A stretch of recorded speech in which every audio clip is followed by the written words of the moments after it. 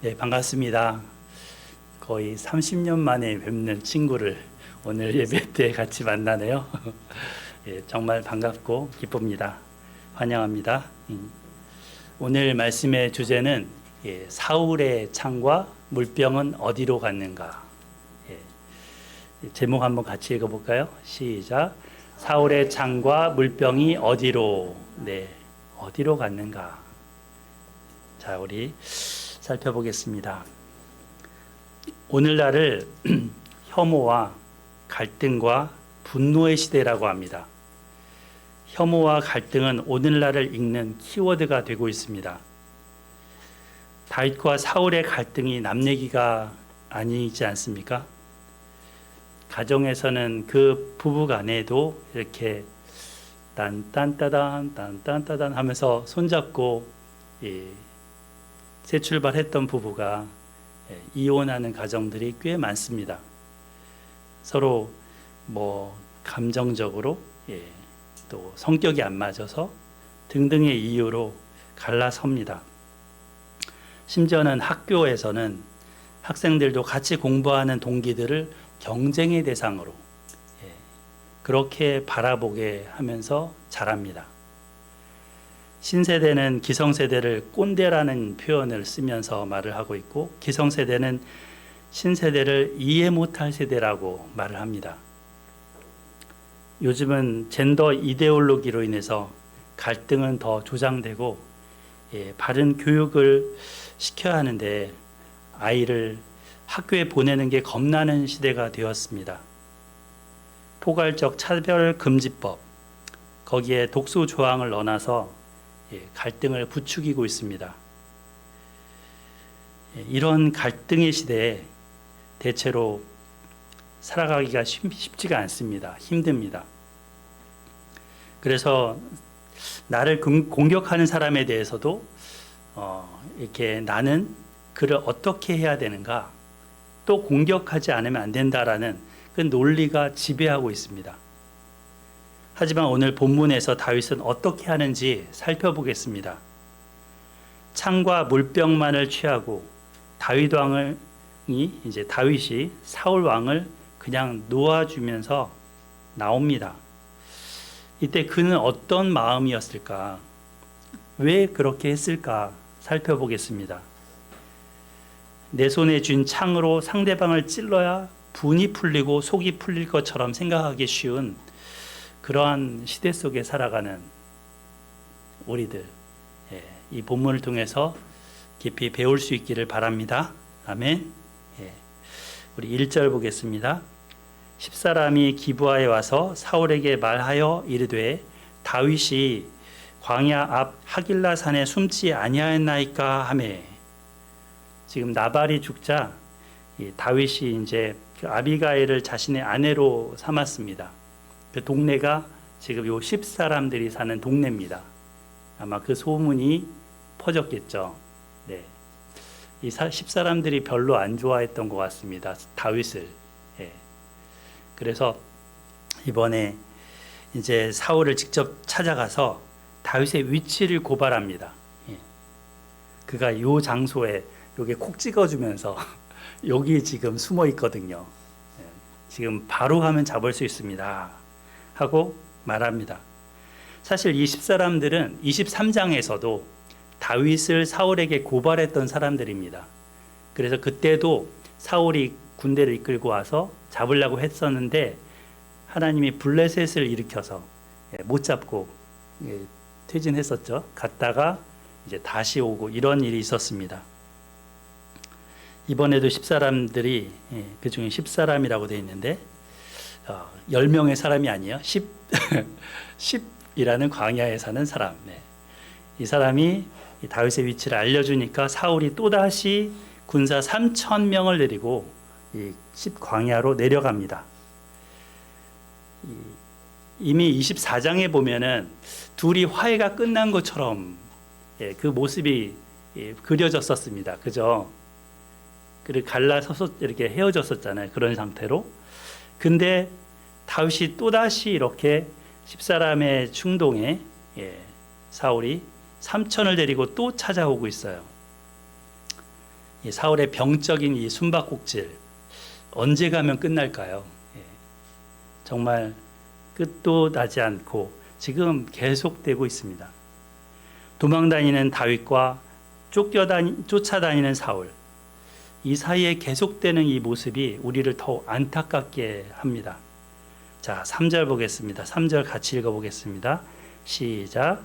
사울이 광야 앞 하길라 산 길가에 진침해 다윗이 광야에 있더니 사울이 자기를 따라 광야로 들어옴을 알고.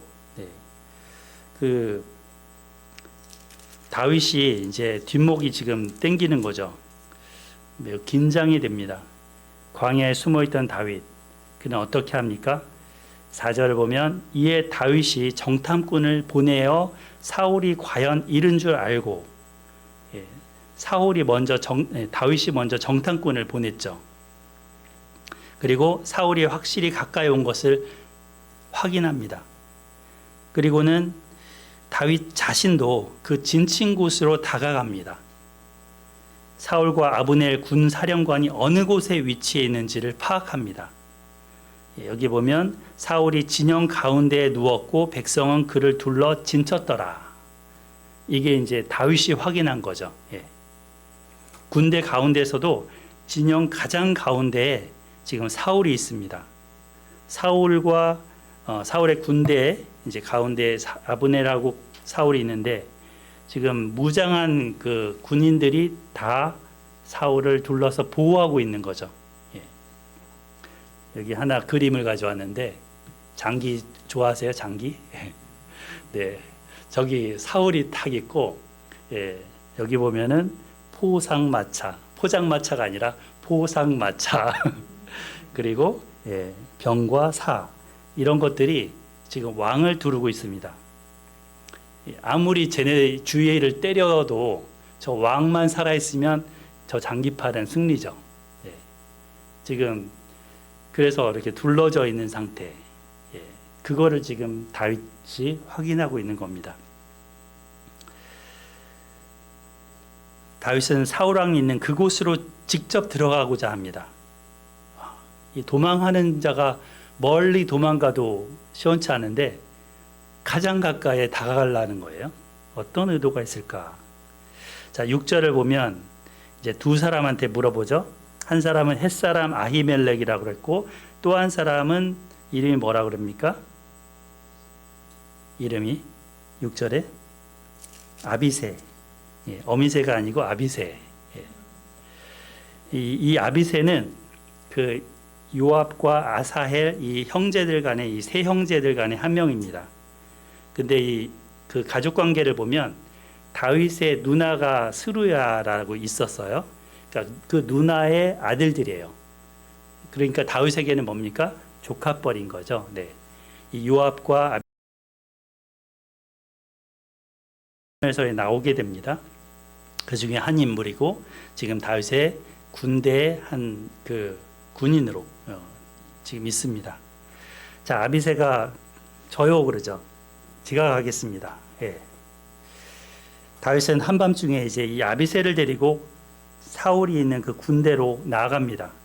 7절을 보면 다윗과 아비새가 밤에 그 백성에게 나아가 본즉 사울이 진영 가운데 뭐하고 있다?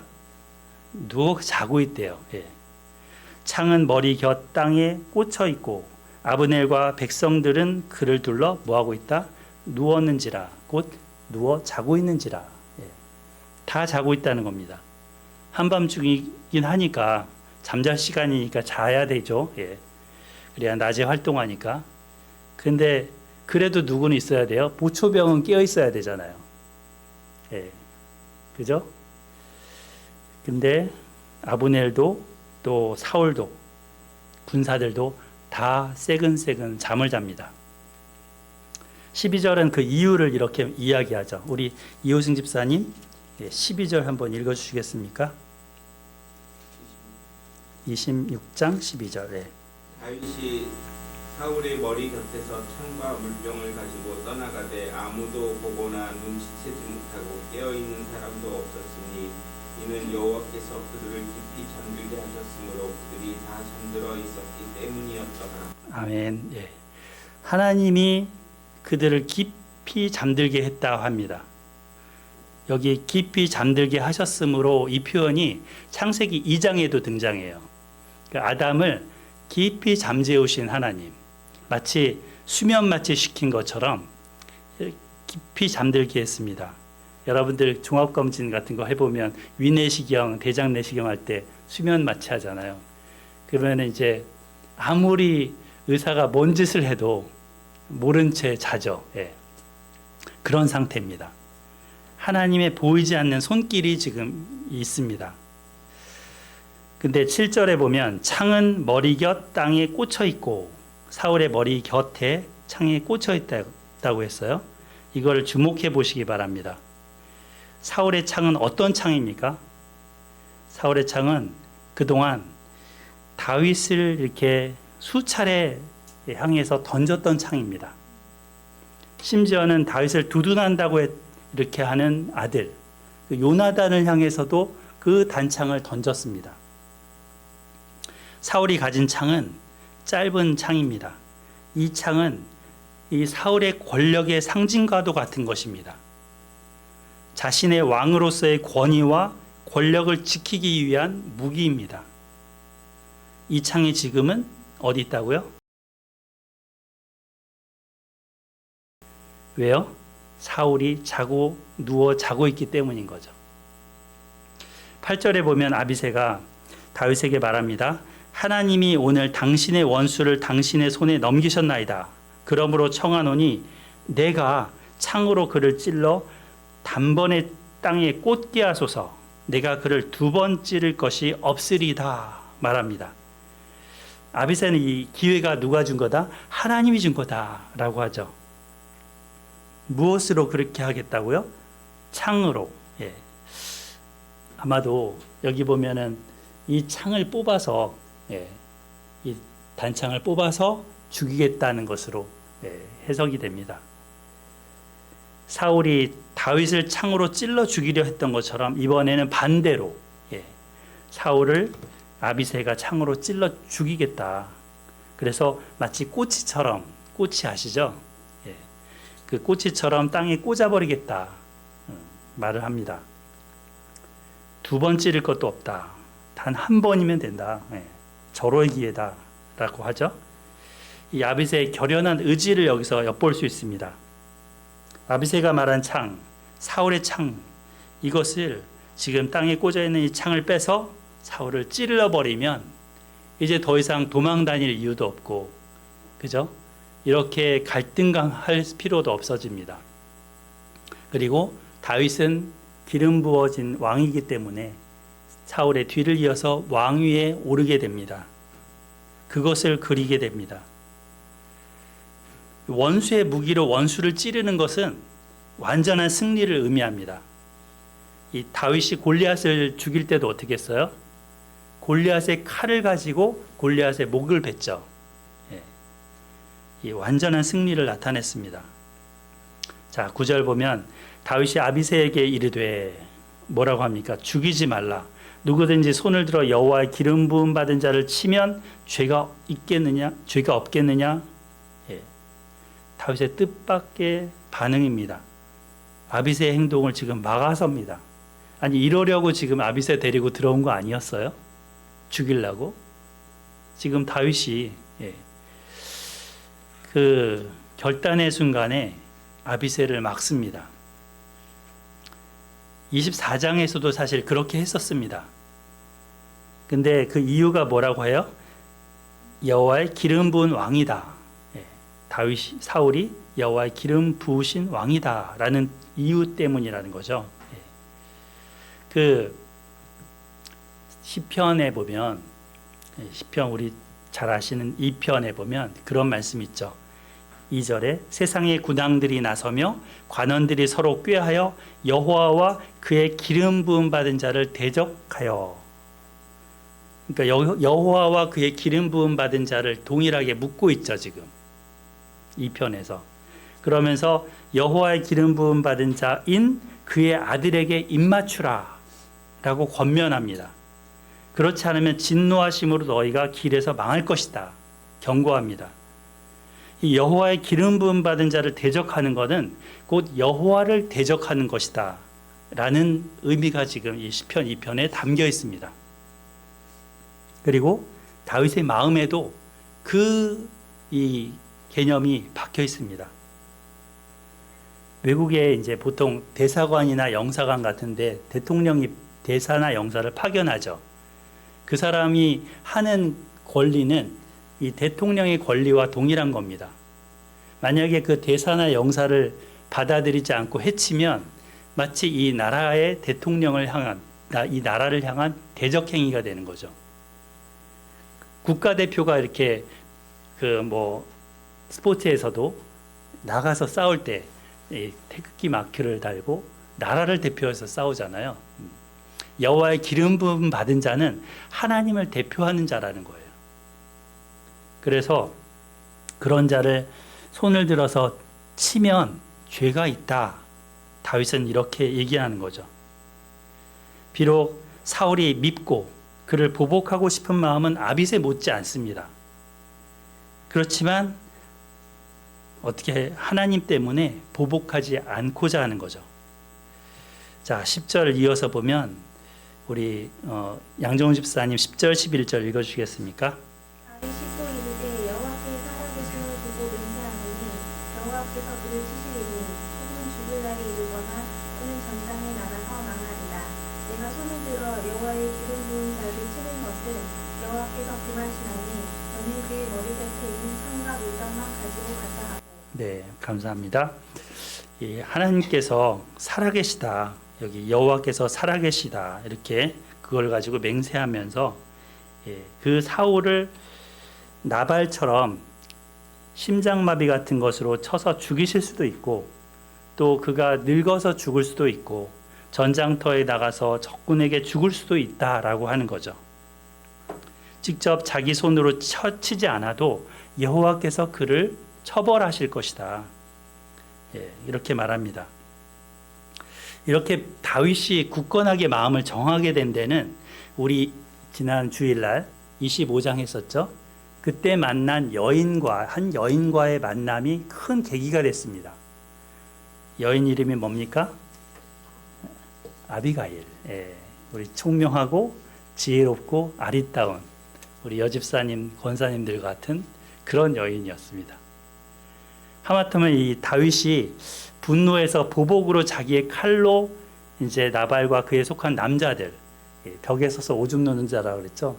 그런 자들 다 칠 수도 있었는데, 그래서 피를 흘리는 일을 할 수도 있었는데 이 여인이 그거를 막았습니다.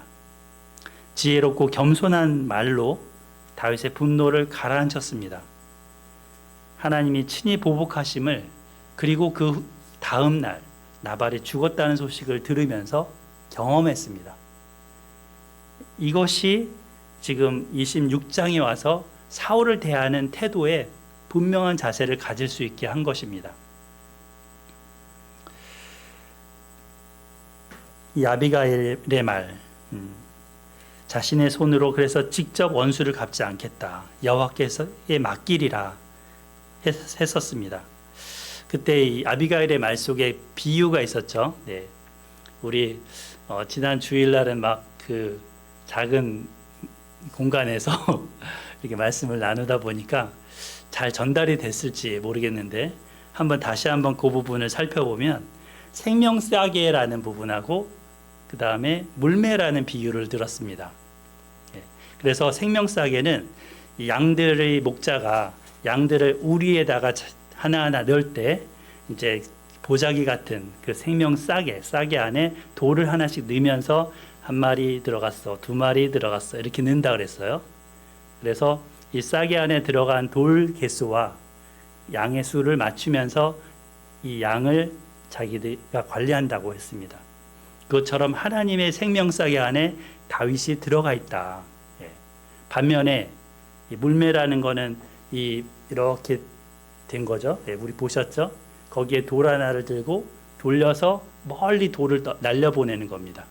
그것처럼 악인은 하나님의 편에서, 목자 대신 하나님 편에서 멀리 날려보낸다, 떠나보낸다, 버려버린다, 이런 의미로 이 비유를 들었습니다. 정말 지혜롭게 비유도 잘 들었죠. 목자 경험을 가지고 있던 이 다윗은 리얼하게 이거를 아주 느꼈으리라 봅니다. 그래서 원수가 갚아주시는 하나님을 더욱 깊이 신뢰하게 되었습니다. 이 26장에 이 사울을 죽일 수 있는 그 기회 다 자고 있기 때문에 언제라도 뽑아서 찔러버리면 그 즉시 죽을 수 있는 그 기회를 날려버립니다. 자, 그리고는 뭐라고 합니까? 아비새한테 너는 그의 머리 곁에 있는 창과 물병을 가지고 가자. 창과 물병만 가지고 가자. 이 창은 사울의 권력의 상징이라고 그랬죠. 물병은 뭘까요? 물병은 사울이 물을 마셔야 생명이 연장되잖아요. 그래서 이 생명 연장의 상징입니다. 그래서 이 창과 물병을 가져가는데 물병이 없으면 생명 유지를 위해서 물을 먹기 힘든 상태가 되는 거죠. 두 가지를 챙기게 합니다. 이것의 하나의 의미를 한번 살펴보면 창을 가져갔다라는 의미를 한번 생각해 보겠습니다. 여기 보세요. 자, 사울이 미호에서 던졌던 이 창, 미움의 화신인 거죠. 이 창은 그거를 앗아가는 거예요. 사울에게서 그 미움을 앗아가는 의미가 있습니다.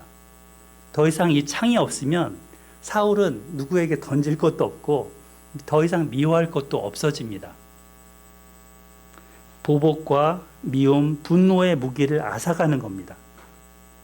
더 이상 다윗을 공격할 것이 없도록 그를 이러한 미움에서 놓아주는, 자유롭게 해주는 그런 것입니다. 사울을 죄로부터 자유하게 하는 효과가 있는 거죠. 그런데 이제 아비새한테 창과 물병을 취하라 이렇게 명령해 놓고 근데 어떻게 해요? 12절에 보면 같이 읽어볼까요? 12절 시작.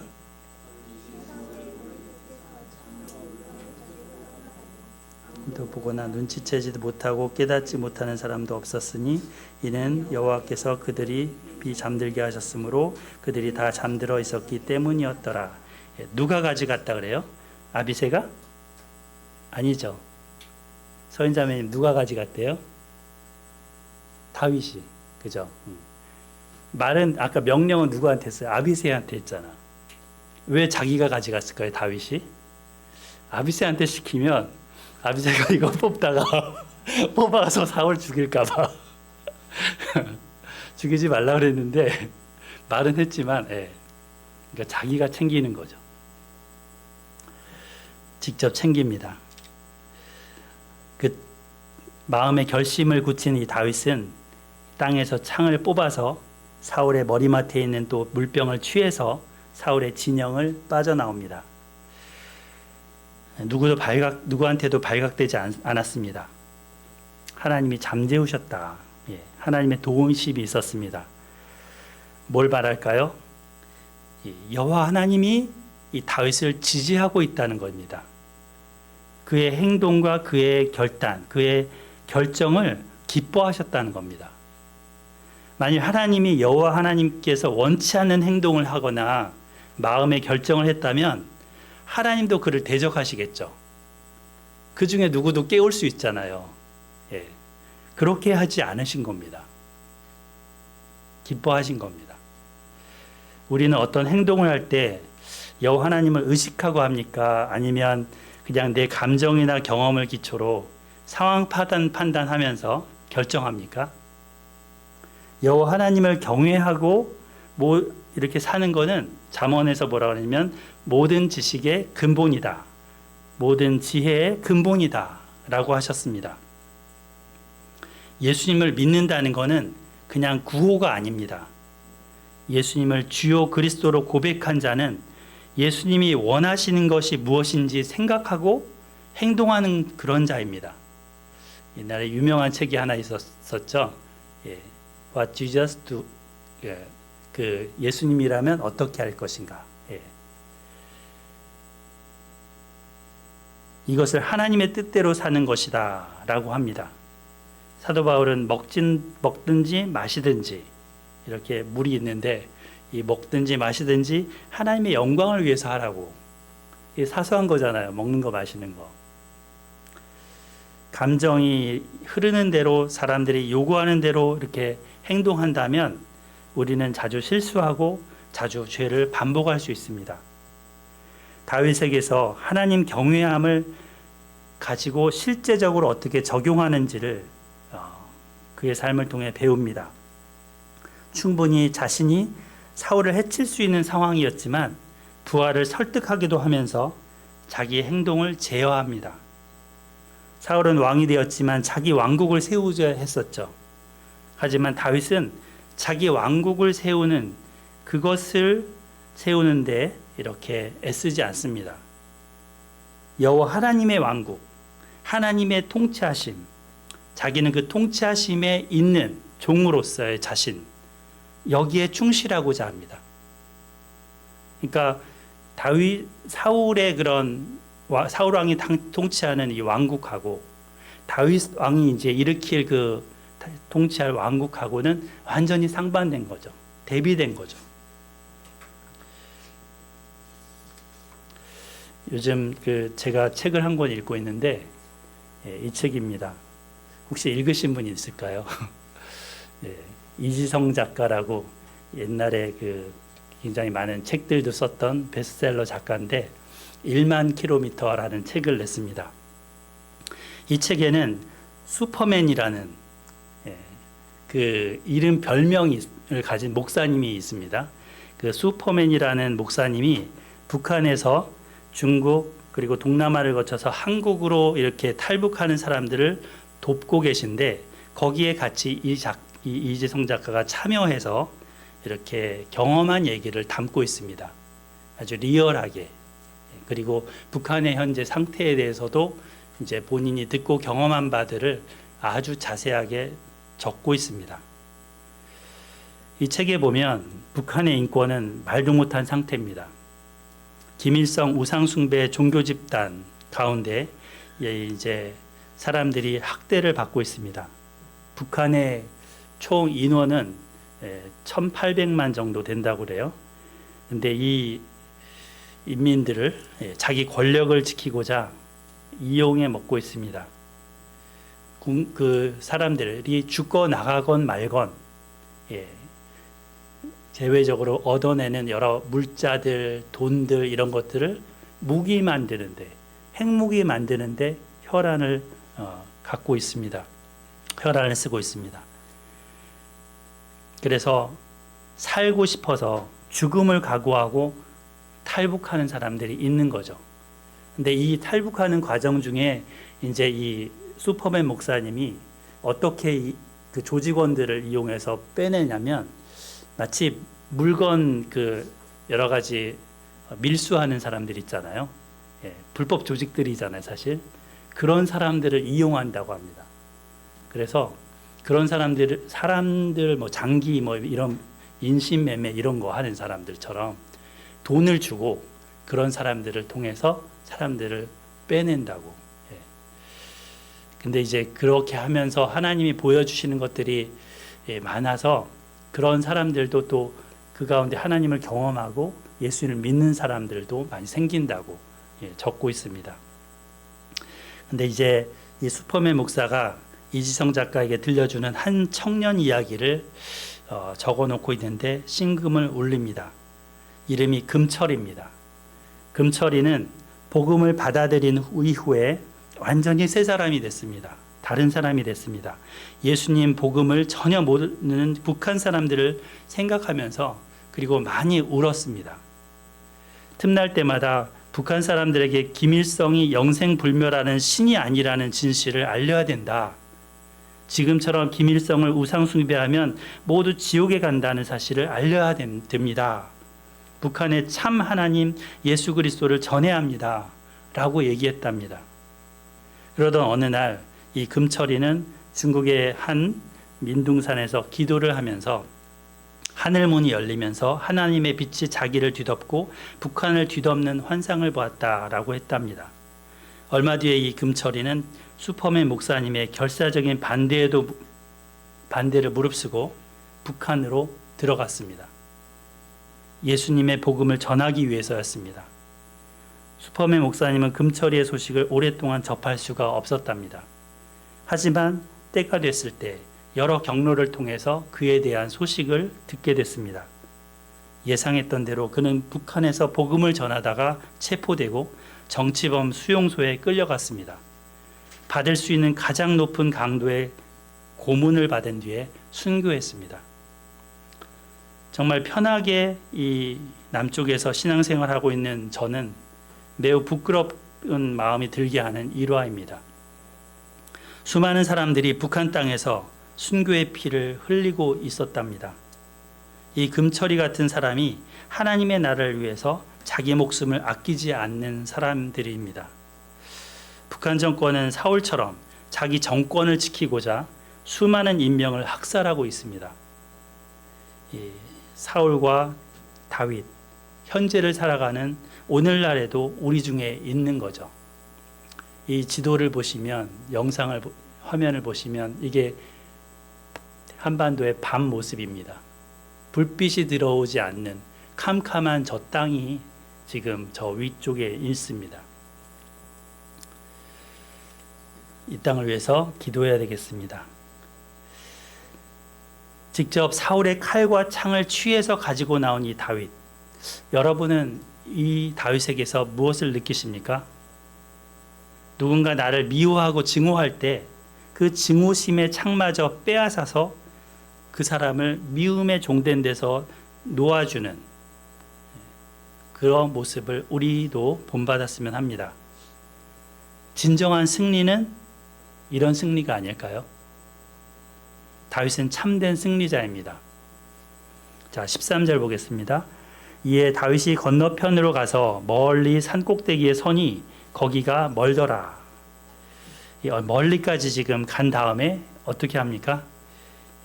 지금 한밤중인데 캄캄하고 고요한 그 가운데 다윗의 목소리가 산꼭대기에서 사울의 진중으로 지금 울려서 들려집니다.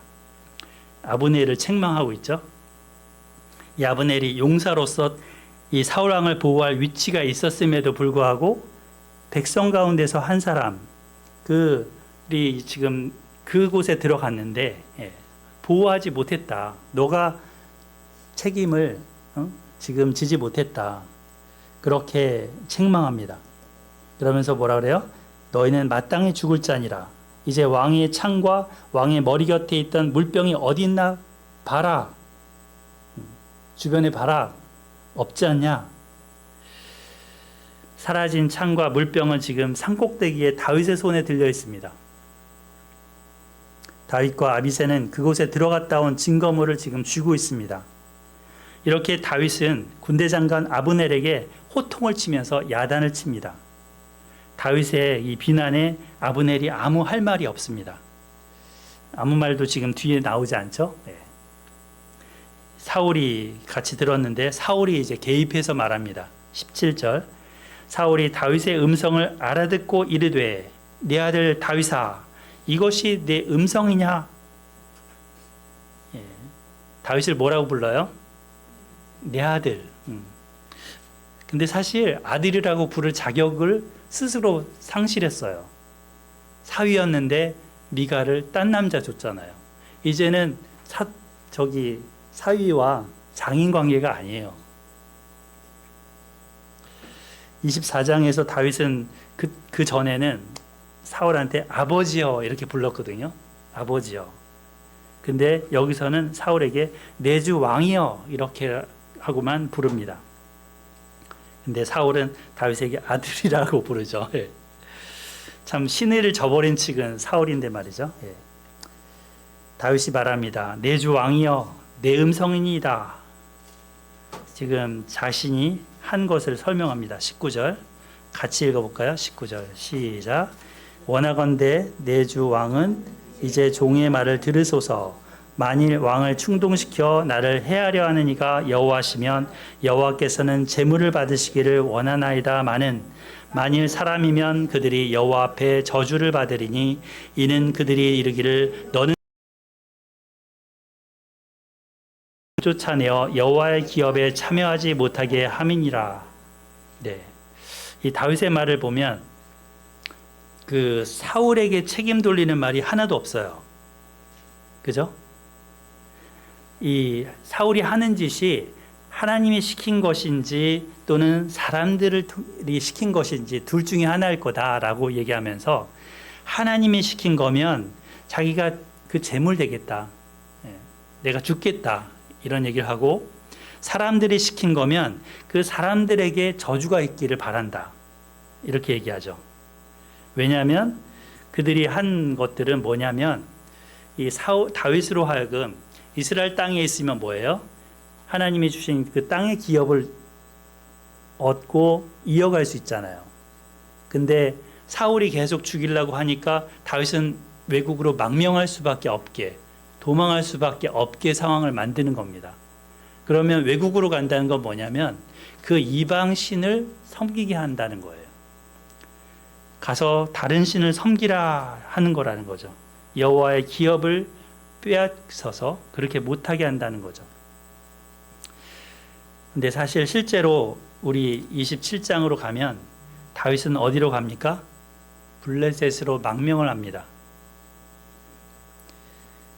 당시 망명한다는 것은 그쪽 나라의 신의 지배를 받겠다는 의미입니다. 이스라엘 땅에 있으면 이스라엘 여호와 하나님을 섬기는 것이지만 블레셋에 망명을 하면 다곤 신에게 충성을 서약하는 것이기도 합니다. 그래서 이스라엘 언약 공동체에서 이탈을 이렇게 의미하는 거죠. 사람들이 그렇게 하기를 원한 것이라면 그들에게 저주가 있을 것이다. 이런 말을 하죠. 결코 사울 왕 탓을 하지 않습니다. 사울이 악한 마음 갖고 있어서 그렇게 한 것이다 하지 않습니다. 자, 이 다윗의 말 곰곰이 생각해 보세요.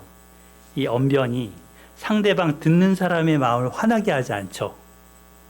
자기를 변호하면서도 설득하는 말솜씨가 있습니다. 다윗의 이 말하는 자세와 설득의 기술을 좀 배워볼 필요가 있습니다. 나를 해하려고 하는데 악감정을 가지고 있는 그 사람을 향해서 상대방에게 그 화살을 돌리지 않습니다. 그러면서 그의 마음도 누그러뜨리면서 충분히 고개 끄덕이게 만드는 그런 언변을 쓰고 있습니다. 자신도 하나님을 똑같이 섬기는 입장인데 자기 행동이 우상 숭배를 부추기려 하는 그런 짓이었다라는 걸 깨닫게 하는 거죠. 아, 잘못된 것이었네 라고요. 자, 20절. 그런즉 청하건대 여호와 앞에서 먼 이곳에서 이제 나의 피가 땅에 흐르지 말게 하소서. 이는 산에서 메추라기를 사냥하는 자와 같이 이스라엘의 왕이 한 벼룩을 수색하러 나오셨음이니이다. 예.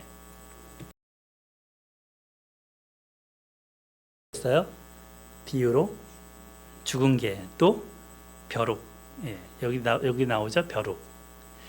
그렇게 얘기했었는데 산에서 메추라기를 사냥하는 것 같다라고 했어요. 또 메추라기 비유를 하고 있습니다. 여기 한번 이게 히브리어를 알면 조금 재밌는 워드 플레이예요.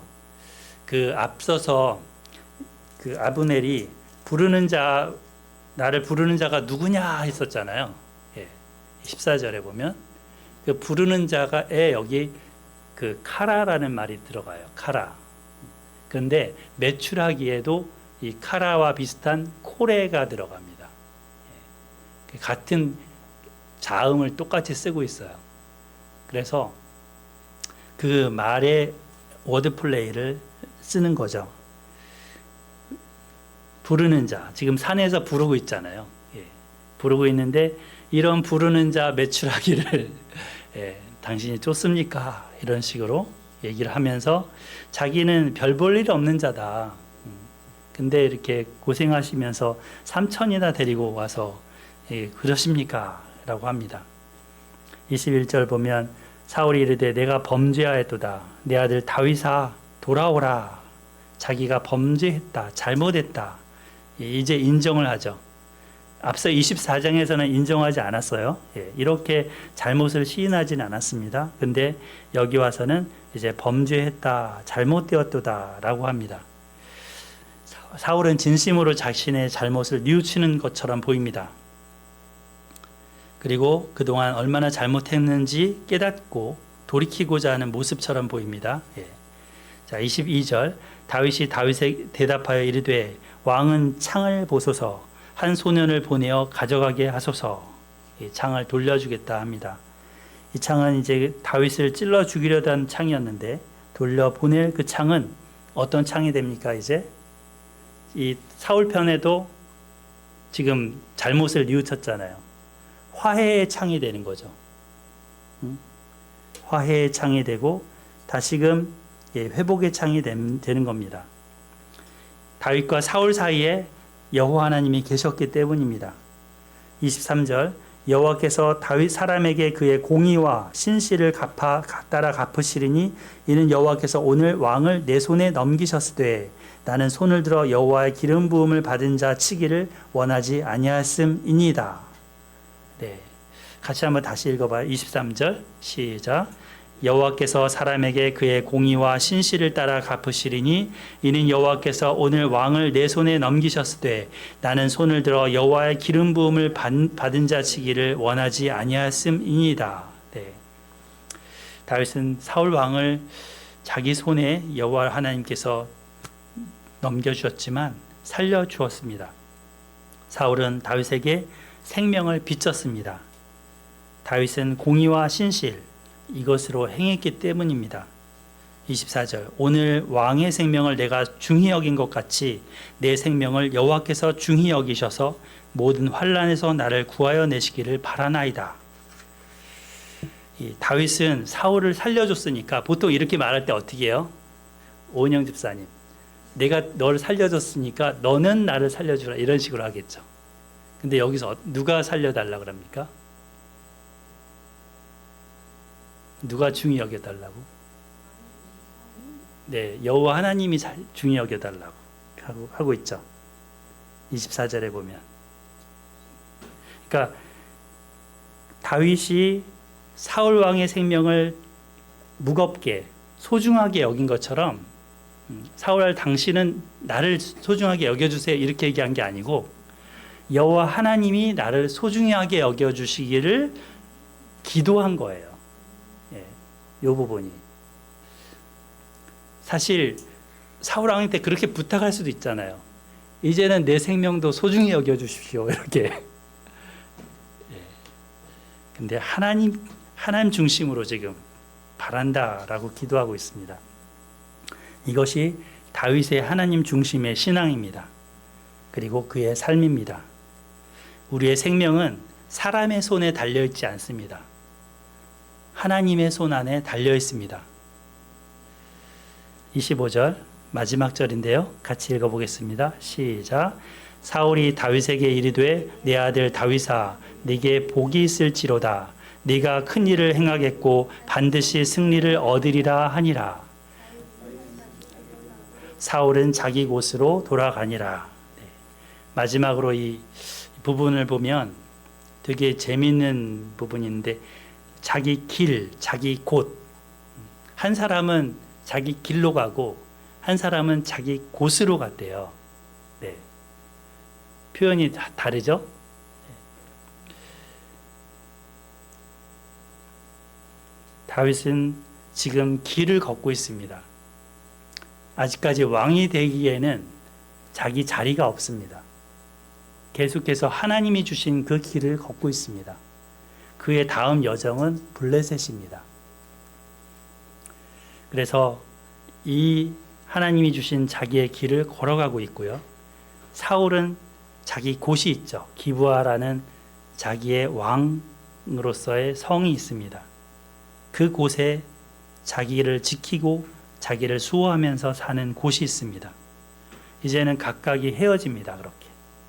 그리고 나중에 사울이 죽기 전까지는 둘이 서로 얼굴을 보지 않습니다. 더 이상 만나지 않습니다. 자, 근데 이 전에 뭐라고 하냐면 사울이 네가 큰 일을 행하겠고 반드시 승리를 얻으리라. 어디 갔더니요. 이게 그 현판으로 액자를 해서 이렇게 붙여놨더라고요.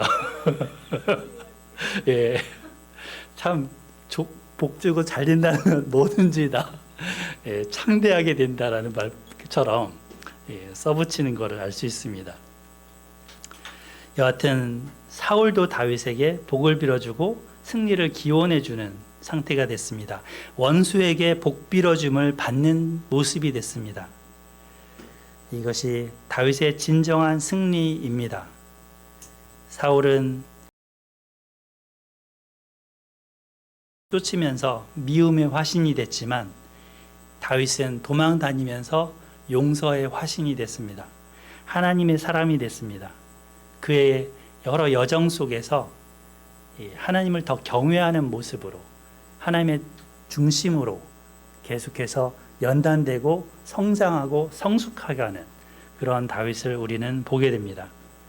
우리에게 닥치는 여러 어려움들, 환난과 핍박 중에도 성도는 그 신앙시켰네라는 찬양처럼 이 어려움들이 우리의 신앙을 더 견고하게 하고 또 성숙시켜 갑니다. 지난주 수요 성경 공부 모임 때 결혼 전과 결혼 후를 물어봤는데 우리 양정훈 집사님이 결혼 후가 더 좋아졌다. 왜냐하면 정말 신앙의 연단을 받으면서 더 성숙하는 기회가 됐다라고 하셨습니다.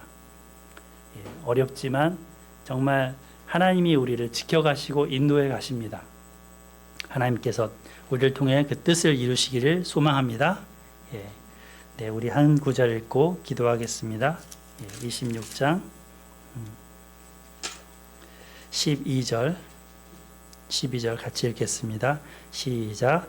다윗이 사울의 머리 곁에서 창과 물병을 가지고 떠나가되 아무도 보거나 눈치채지 못하고 깨어있는 사람도 없었으니 이는 여호와께서 그들을 깊이 잠들게 하셨으므로 그들이 다 잠들어 있었기 때문이었더라. 아멘. 사랑의 하나님 아버지 감사합니다. 우리 사무엘 말씀을 통해서 다윗의 정금 같은 신앙의 성숙과 모습을 대하게 됩니다.